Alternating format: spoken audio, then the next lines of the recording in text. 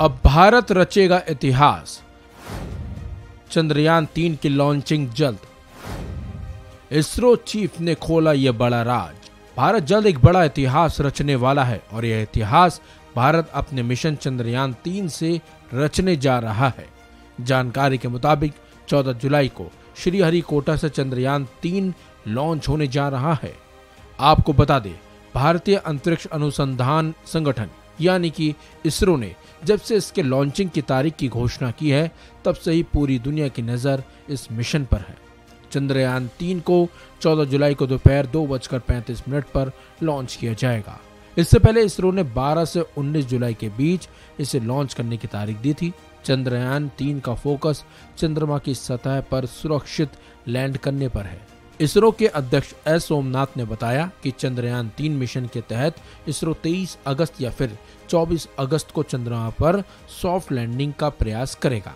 अंतरिक्ष के क्षेत्र में ये भारत की एक और बड़ी कामयाबी भी होगी। जानकारी के मुताबिक चंद्रयान 2 के बाद इस मिशन को चंद्रमा की सतह पर सुरक्षित लैंडिंग के लिए भेजा जा रहा है।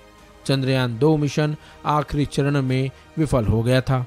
उसका लैंडर पृथ्वी की सतह से झटके के साथ टकराया था, जिसके बाद पृथ्वी के नियंत्रण कक्ष से उसका संपर्क टूट गया था।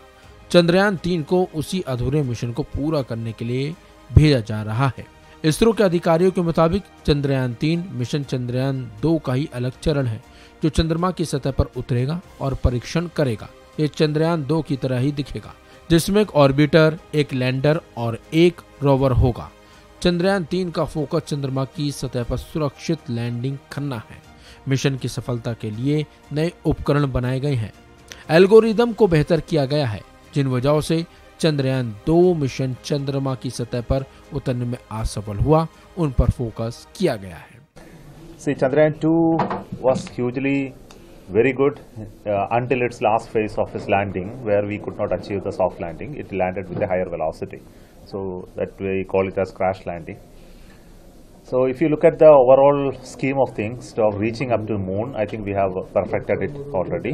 We have done it one time in Chandrayaan 1, second time in Chandrayaan 2, also did it in Mars orbiter mission, so there is no ambiguity. But and capturing the moon orbit as well as reducing to 100-kilometer orbit was also perfect.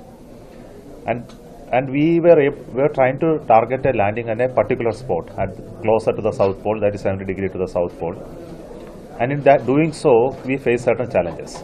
The primary issues were one, that we had an engine. There were 5 engines which was used for giving the reduction of the velocity. It's called the retardation. These engines developed little higher thrust than that was expected. It was on the higher side, but it was still within the specifications. आपको बता दें, चंद्रयान 3 चंद्रमा पर पता करेगा कि वहाँ तापमान कैसा है, सतह पर भूकंप कैसे और कितने आते हैं, वहाँ प्लाज्मा एनवायरनमेंट कैसा है और वहाँ की मिट्टी में कौन से तत्व हैं। टेस्ट इसी साल मार्च में चंद्रयान 3 ने लॉन्चिंग के दौरान होने वाले वाइब्रेशन और साउंड वाइब्रेशन को सहन करने की अपनी क्षमताओं का टेस्ट सफलतापूर्वक पास भी कर लिया था। अमेरिकी अंतरिक्ष एजेंसी नासा भी चांद के लेजर रेजिंग की स्टडी करेगी। इसरो ने स्पेसशिप को चंद्रमा तक पहुंचाने के लिए 3 हिस्से तैयार किए हैं, जिसे टेक्निकल भाषा में मॉड्यूल कहते हैं। इस खबर में बस इतना ही। अपडेट्स के लिए बने रहिए वन इंडिया हिंदी के साथ।